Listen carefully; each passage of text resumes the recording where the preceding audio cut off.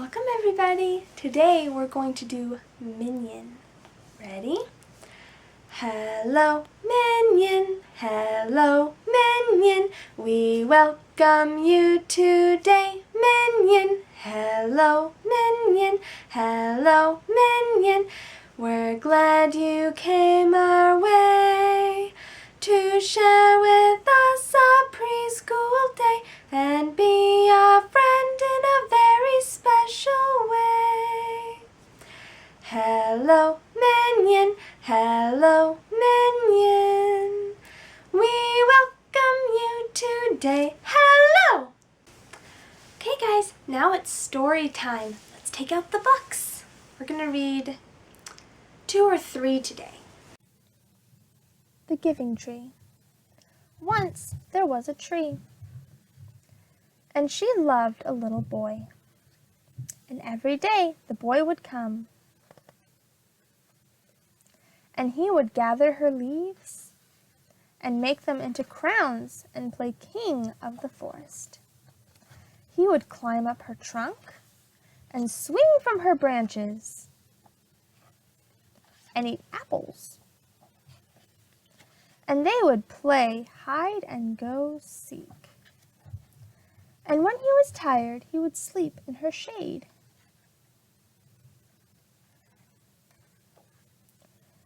And the boy loved the tree very much, and the tree was happy. But time went by, and the boy grew older. And the tree was often alone. Then one day the boy came to the tree, and the tree said, "Come, boy, come and climb up my trunk and swing from my branches and eat apples and play in my shade and be happy." "I am too big to climb and play," said the boy. "I want to buy things and have fun. I want some money. Can you give me some?" "I'm sorry," said the tree, "but I have no money. I have only leaves and apples." "Take my apples, boy, and sell them in the city. Then you will have money, and you will be happy." And so the boy climbed up the tree and gathered her apples and carried them away, and the tree was happy. But the boy stayed away for a long time, and the tree was sad. And then one day the boy came back, and the tree shook with joy, and she said, "Come, boy, climb up my trunk and swing from my branches and be happy." "I am too busy to climb trees," said the boy. "I want a house to keep me warm," he said. "I want a wife and I want children, so I need a house. Can you give me a house?" "I have no house," said the tree. "The forest is my house, but you may cut off my branches and build a house. Then you will be happy."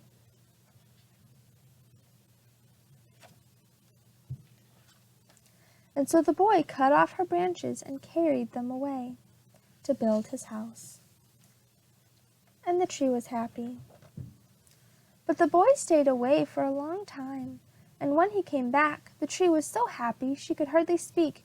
"Come, boy," she whispered, "come and play." "I am too old and sad to play," said the boy. "I want a boat that will take me far away from here. Can you give me a boat?" "Cut down my trunk and make a boat," said the tree. "Then you can sail away and be happy." And so the boy cut down her trunk and made a boat and sailed away. And the tree was happy, but not really. And after a long time, the boy came back again. "I am sorry, boy," said the tree, "but I have nothing left to give you. My apples are gone." "My teeth are too weak for apples," said the boy. "My branches are gone," said the tree. "You cannot swing on them." "I am too old to swing on branches," said the boy. "My trunk is gone," said the tree. "You cannot climb." "I am too tired to climb," said the boy. "I'm sorry," sighed the tree. "I wish I could give you something, but I have nothing left. I am just an old stump. I'm sorry." "I don't need very much now," said the boy. "Just a quiet place to sit and rest. I am very tired." "Well," said the tree, straightening herself up as much as she could, "well, An old stump is good for sitting and resting. Come, boy, sit down and rest. And the boy did, and the tree was happy. The end. Dinner with the Highbrows. A story about good or bad manners.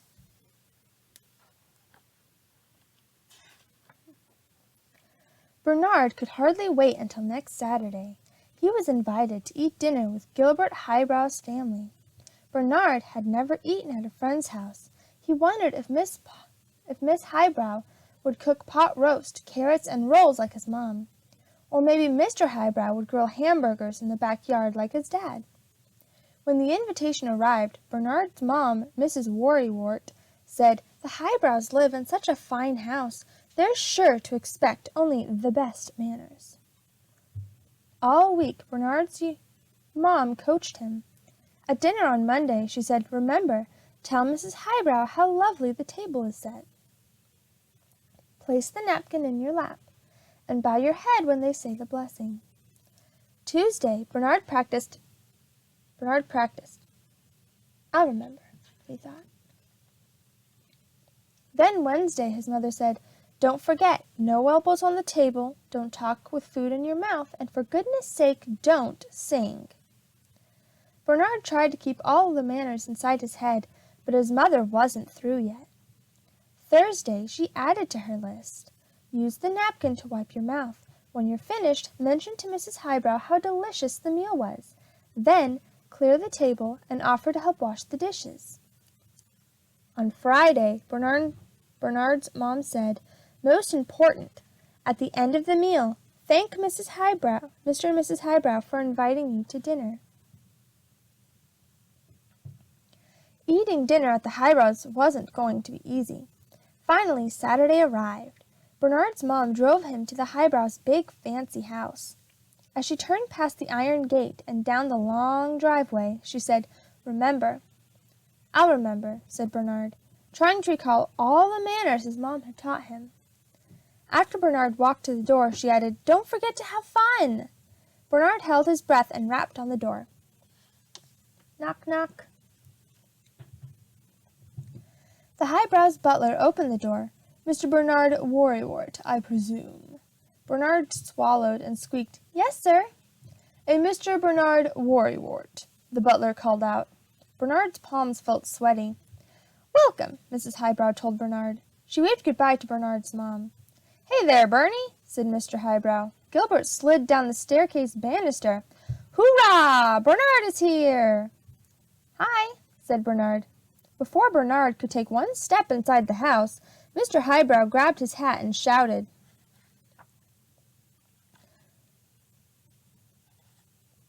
"Time for dinner!" The other Highbrow children, Billy, Logan, and little Melly, raced out the front door, zoomed past Bernard, and piled into the family's chauffeur-driven limousine. Gilbert grabbed Bernard's collar. "Come on, I'm hungry!" They slipped into the limo. Little Melly poked Bernard's arm. "I'm going to order first." They drove until they reached Antonio's Italian restaurant. Inside, Bernard and the Highbrows sat at a round table covered with a white tablecloth.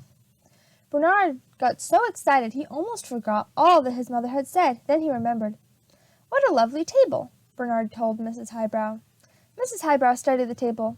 "Why, yes, it surely is." The waiter started to hand out the menus, but Mr. Highbrow held up his palm.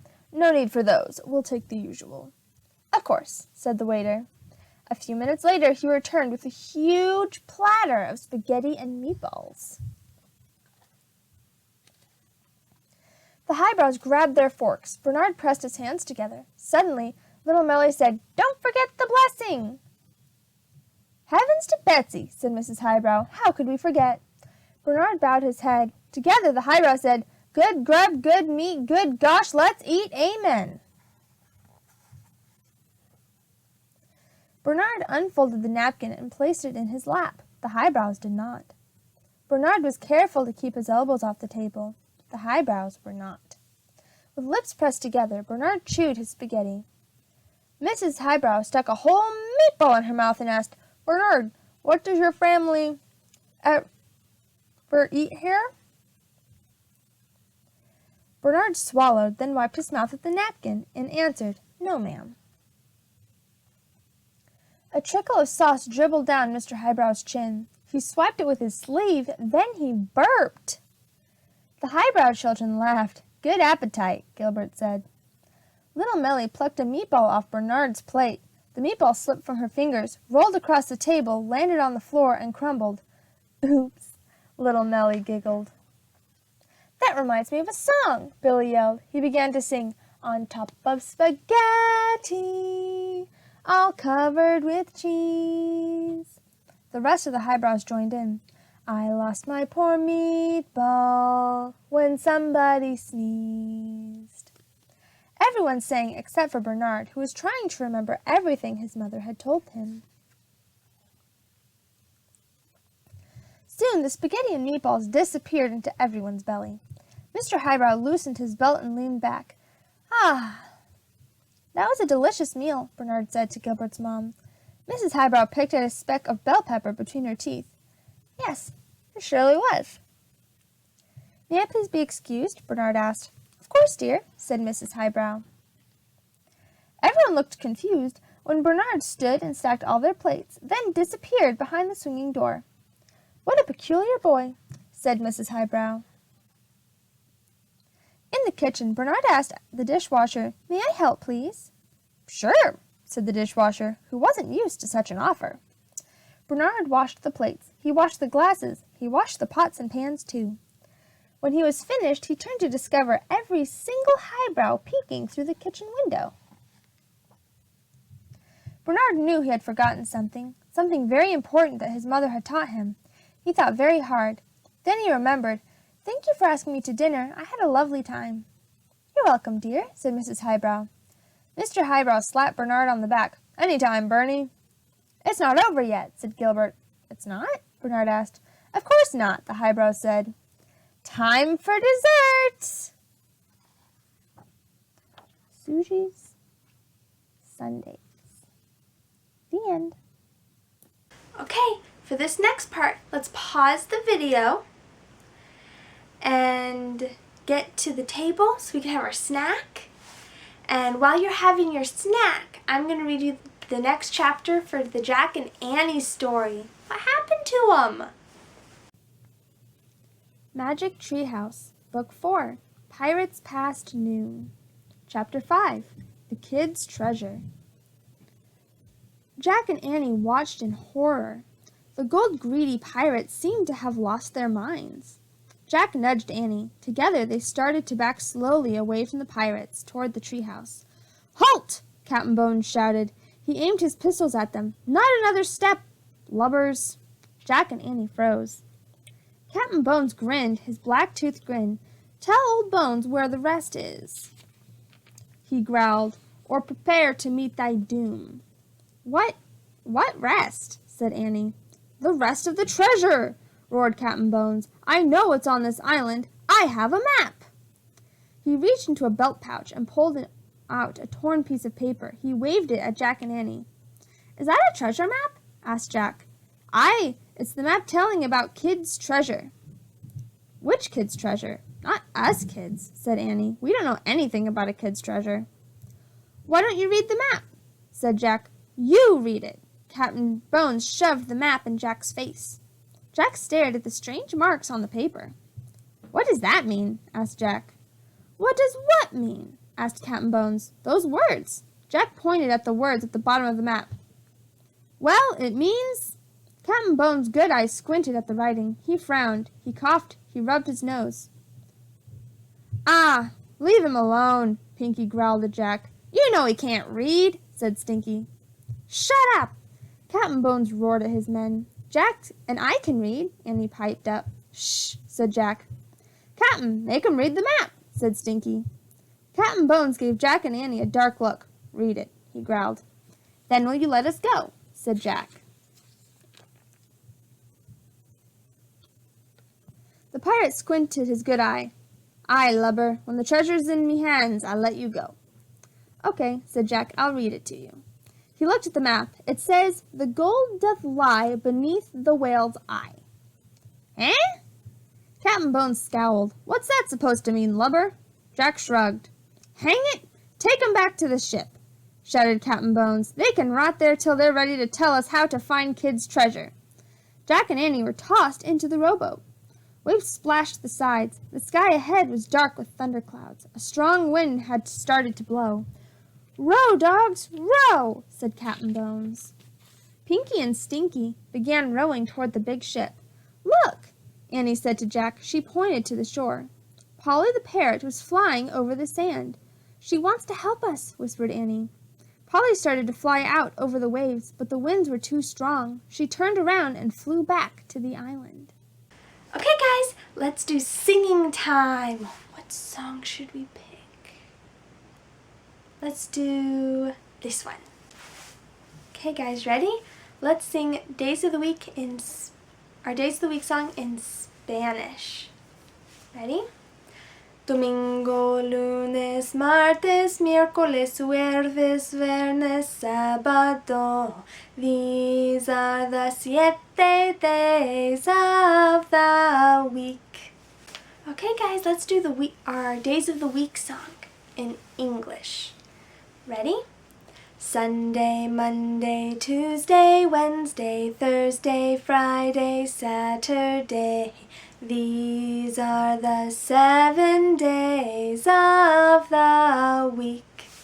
Okay, guys, ready? Let's sing the ABCs. A, B, C, D, E, F, G, H, I, J, K, L, M, N, O, P, Q, R, S, T, U, V, W, X, Y, and Z. Now I know my ABCs. Next time, won't you sing with me? Okay, guys, ready? We're going to work on our alphabet flashcards. Ready, go! A for apple.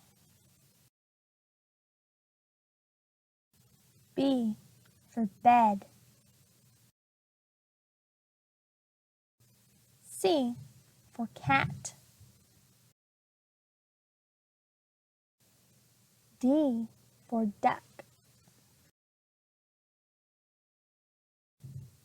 F for frog. G for guitar. H for hat. J for jam. K for key. L for leaves. M for monkey. N for nines. S for socks.